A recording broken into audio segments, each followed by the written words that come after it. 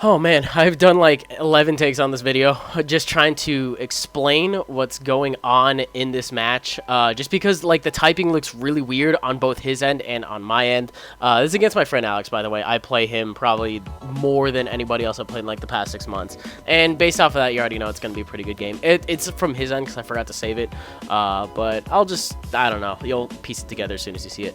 But the stuff that's going on behind the scenes, I feel like I might have talked about it maybe once or twice on my channel. This is called an avatar battle, and the University of Washington Pokemon Club came up with this rule set, and it's basically like a quarter-long tournament, and they've got like a map and everything, and you basically join a team, and it's like real-life risk with Pokemon, and you attack other people's territories using specific types of Pokemon in order to gain them, and then whoever has the most at the end of the quarter, the semester, or however long they want to keep it running, they end up winning the whole thing. So you join a nation, you get access to a particular set of pokes. Since I joined the Fire Nation, I get access to anything that has Fire, Electric, Dark, or Dragon as the primary type, or if it is an off-type, like it's the secondary type, I'm allowed to have one of them on my team unless I'm a head honcho. I got promoted to lieutenant recently, so when the actual big guy, I guess the captain or whatever, when he's not there, I get access to 2 of them. So if I wanted to use like Dragalge and like Victini because they're secondary types, are things that I have access to, I can use them. But yeah, I'm allowed Fire, Electric, Dark, and Dragon, with a couple of exceptions mixed in. How those are worked out, it just kind of varies from team to team. And then Alex has access to Water, Ice, Grass, and Poison, I believe. So that's why his team is like full of nothing but water types. It's just ridiculously chalked to the brim. It's not just because he decided to almost want to go mono water. This was an actual battle for territory. I think we might have been on the offense. So I was attacking the water tribe and he was defending using that team. So that's why we have this battle going on. He recorded it. This is probably one of our more fun games that we've had in a little while, but I figured I would try to explain it a little bit more in depth. If there's any questions at all, I guess I can try to respond to them in the comments as I get them. I'll be responding from mobile, so it'll be a little dicey, so I'll just try to get to them all later tonight. But I'm going to lead off with Normal Rotom because Normal Rotom is such a big pal. He's Electric Ghost is his typing, so we get access to every Rotom by default, which I think is absolutely awesome. He gets access to Swampert because the typing is, you know, Water Ground. So since it's primary, he's allowed to have it. I'm allowed to have mine. It's not an off-type or anything like that. It's fantastic. So I know he's going to go for Pain Split after I went for a sub, so it's like I might as well just get some HP off of him and then get back onto me. I didn't know that the Swampert had Avalanche. I decided to go for a knockoff, and it turns out I knocked off the Rindo Berry. They also have Item Clause going on here, which is why you don't see leftovers. He decided, hey, let's go with a different item in case anybody's running HP Grass, Giga Drain, or anything of the sort. So I try going for a combination knockoff and an Earthquake, and it just doesn't do it. I just didn't want anything else taking damage, you know, like him shuffling around with Roar or whatever. So it's like, okay, we'll just we'll see how that works out. And spoilers, it didn't really work out as well as I thought it would. But I'm going to go into my Latias. This is my completely non-attacking Latias. I fucked up in the order here in that I go for a Reflect and then I go for the Defog. I think that was mainly to psych him out. It also turns out I think it gets rid of... Does it get rid of my own screens? I'm pretty sure I went for Reflect, but I didn't see it get rid of my own screen.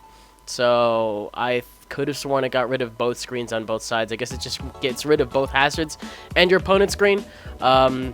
I don't know, that was interesting, but it's mainly just me going for Defog and him going for Rocks until he ends up phasing me out, because he really can't touch me, especially because Avalanche, there's no way to trigger the secondary like boost to it because I don't have anything that'll actually hit him, and I'm just going to go for a Shadow Ball with Rotom to take him out after he roars me into it. Fantastic. I love Normal Rotom. In case you haven't tried Normal Rotom in a battle before, try it. I guarantee you will at least have some fun with it if you try the Sub-Split set.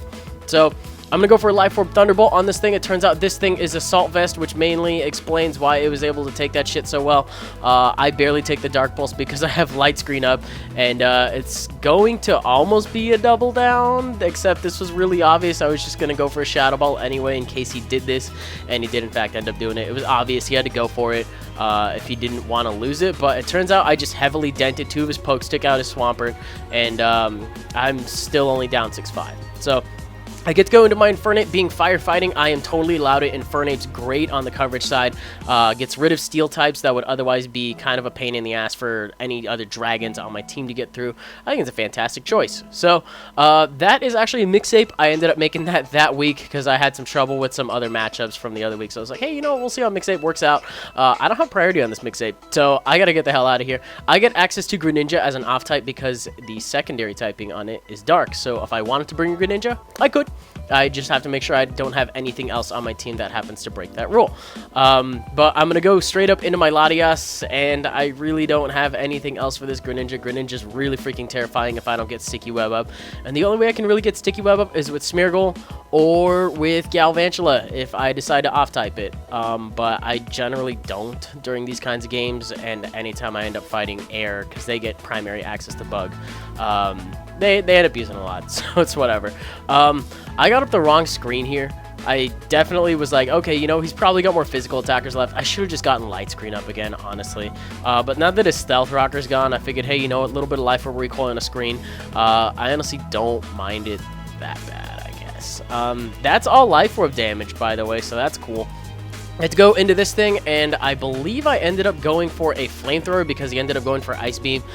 He predicts this nicely, or just wants to switch out in general in the first place. Decides to go into Jellicent, and that suspects flamethrower, so that's really, that's not fun. I definitely should have U-turned. I don't know why I expected him to stay in on that, fully knowing that I am faster than him by a good chunk of points. But decided to switch out into my Infernape. This was a mistake. I didn't really know what he ended up wanting to do, but definitely switching into an Infernape to take a predicted Ice Beam, and I ended up eating a Scald instead.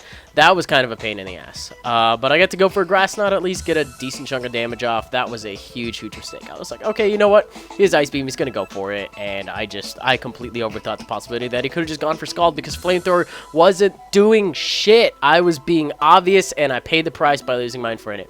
But it's okay because I do have a Bisharp on the field. Bisharp is freaking amazing if you have not tried it.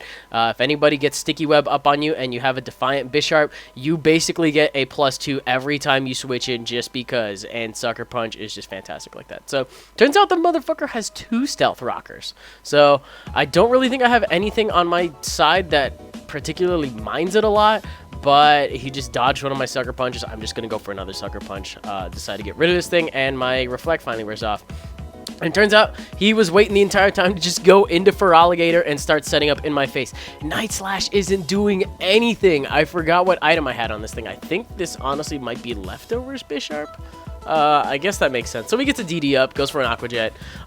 Looking at that damage, it's like, okay, I can reasonably take another one. I didn't want to go for Sucker Punches at all. I went for Sucker Punch on this turn because I thought he was going to go for Earthquake, noticing how much Aqua Jet had because I see them run that.